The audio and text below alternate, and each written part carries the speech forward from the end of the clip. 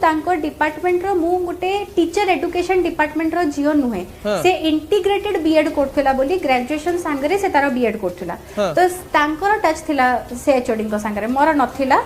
किंतु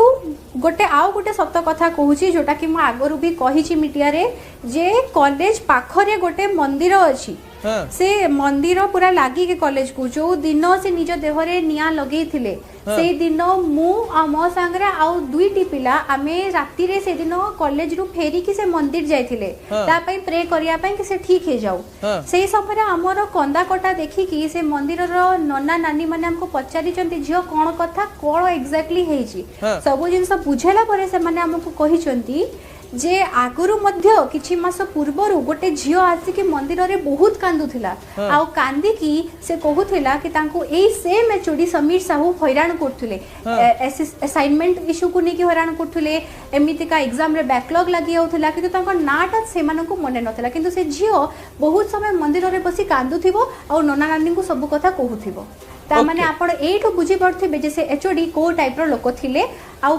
समस्त सप्रेस याउते ए झोटा वोकल हेकी कथा कहिथिला ओके